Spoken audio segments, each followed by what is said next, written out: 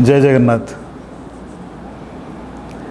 ये मेरे लिए एक हर्ष की बात है कि मेरे अनुज सुरेश सिंह जी मुझे बोले कि जगन्नाथ महाप्रभु के बारे में, पुरी के बारे में कुछ हिंदी में आपके साथ संभाषण में करूं।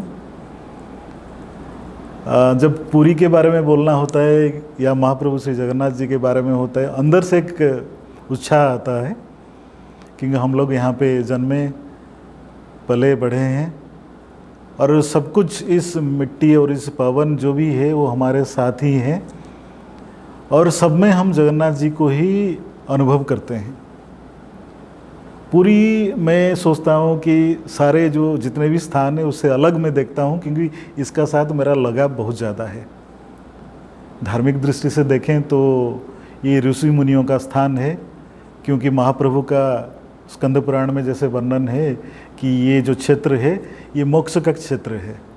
तो यहाँ पे कोई एक निमिष हो, एक मिनट हो, एक रात हो, एक दिन हो, उससे कोई मायने नहीं पड़ता। कोई भी यहाँ पे आ जाए वो मोक्ष का पात्र होता है, महाप्रभु का कृपा का पात्र होता है। दारू ब्रह्म श्री जगन्नाथ जी यहाँ पे विराजमान है अपने भाई और बहन के साथ, और हम लोग नित्य ही मतलब किसी भी ऐसा समय नहीं है जब उनका अनुभव नहीं करते हैं। और पूरी बासी के नाते मेरा एक अनुभव है कि पूरी में जितने लोग हैं सबको यही लगता है कि जगन्नाथ जी यहाँ पे हैं, कोई कुछ नहीं कर सकता, हमारा कुछ बिगड़ नहीं सकता। वो चाहे किसी भी हालत में हो, वो कोई तूफान आए, बाढ़ आए, सुनामी आए, हमको कोई उससे फ़र्क नहीं पड़ता है, क्योंकि जगन्नाथ जी यहाँ पे हैं। ये जो भगवान के प्रति एक वज्र भावना, मतलब एक पॉजिटिवनेस, ये हम सभी के पास पुरी में है। मैं मेरी बचपन की बात आप लोगों को बताऊं। बचपन में हम लोग पुरी में क्या करते हैं कि यहाँ पे काजू आदि का बगीचा होता है, वहाँ पे दिन भर खेलते हैं। और यहाँ पे एक अखाड़ा वगैरह होता है जहाँ पे कुश्ती आदि लड़ते हैं, तो वो तालाब आदि में जाके डूबते हैं। घर से पिटाई पड़ती है, माँ से गाली पड़ती है, फिर भी समंदर में जाके नहाते हैं। समंदर हमको निगल जाएगा, ले जाएगा, उसका कोई डर भय है ही नहीं। तो उसी हिसाब से हम लोग आगे बढ़ते हैं, फिर बड़े होते हैं। बड़े होते होते पूरी लोग, उनको कुछ मतलब चाहिए नहीं, सिर्फ चाहिए क्या ना, अपने दोस्तों के बीच रहना है, बढ़िया से भोजन पकवान आदि बनवा के, खुद बनवा के खाना है और मौज मस्ती करना है। हम लोग यहाँ से 20 किलोमीटर 30 किलोमीटर आगे चले जाते हैं समुद्र के किनारे। वहाँ पे जाके रात 1 बजे 2 बजे तक फिर रसोई आदि होता है। आपका घी वाला अन्न बनता है, मिष्टान्न बनता है, कई सारे पकवान जो कि राबड़ी खिचड़ी से लेके मैं नाम लूँ तो उसका लंबा लिस्ट है। हम लोग उसको पाते हैं और गाना बना भी, भजन आदि चलता है, फिर हम लोग वापस आते हैं। इस तरह का एक माहौल, आगे क्या होगा, जाके पीछे क्या हुआ है उसके बारे में कोई चिंतन नहीं है। तो कल सुबह फिर हमको भगवान कुछ व्यवस्था कर देंगे, हमारा चलता रहेगा। ये इस तरह का एक भाव सबके मन में है। और पूरी ऐसी इस तरह की जगह है, हमने देखा है कि जो भी साधु संत यहाँ पे, वो आचार्य शंकर हो, निम्बार्क हो, रामानुज हो, जो भी यहाँ पे आए, गणपति संप्रदाय के हो, चैतन्य हो, जो भी यहाँ पे आए हैं, सब जगन्नाथ जी में समा गए हैं।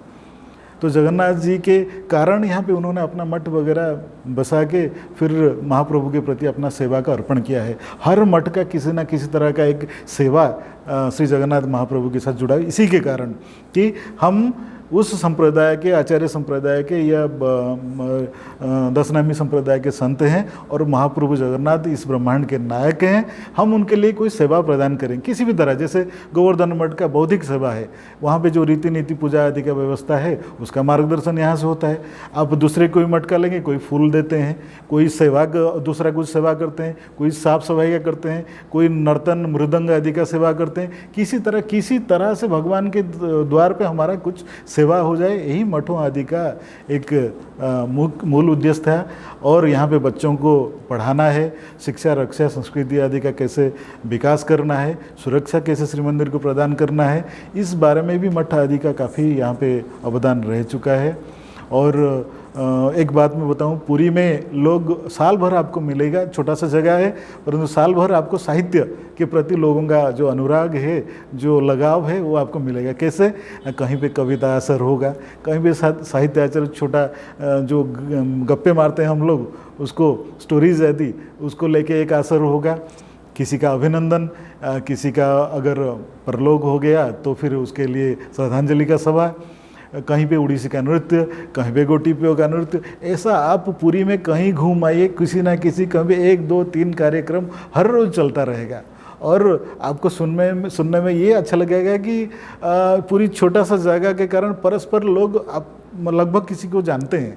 मैं कई लोगों को जानता हूँ, कई लोग मुझे जानते हैं। इस तरह से प्राय सबका मतलब अपने साथ परिचिति रहता है।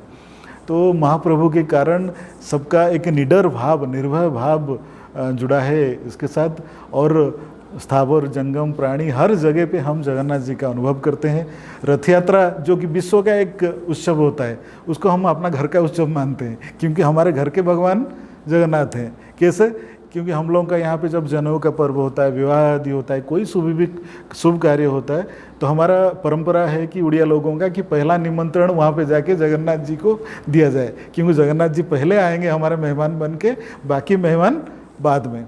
हम लोग यहाँ पे उड़िया में बोलते हैं 12 महीने में 13 पर्व, मतलब हर महीने में आपको पर्व ही पर्व मिलेगा, उत्सव मिलेगा, जिसमें लोग इकट्ठे होते हैं और परंपरा का निर्वाह करते हैं। चाहे कितने भी आधुनिक हो जाए, कितना पाश्चात्य संस्कृति हमारे ऊपर दबाव डाले, लेकिन हम लोग उड़ीसा के लोग जगन्नाथ जी को लेके जो परंपरा है उसको अभी तक भूले नहीं है।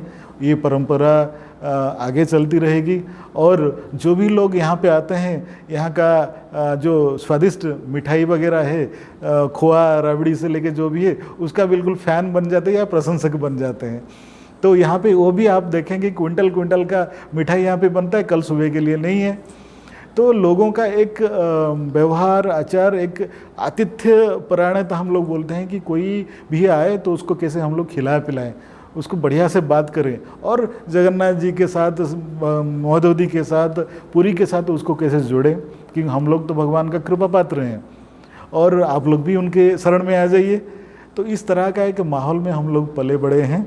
और मुझे लगता है कि महाप्रभु जगन्नाथ की कृपा से पुरीवासी ऐसे ही रहेंगे और एक आदर्श परिवार के रूप में हम लोग हैं। यहाँ पे हर किसी का दुख सुख में हम लोग खड़े होते हैं, साथ में रहते हैं, और इस परंपरा आगे चलती रहेगी, धर्म की रक्षा होगी। और इस महान क्षेत्र की जो आध्यात्मिक भाव है, परिवेश है, वो सैकड़ों वर्ष तक ऐसे ही रहेगा। मैं महाप्रभु से प्रार्थना करता हूँ।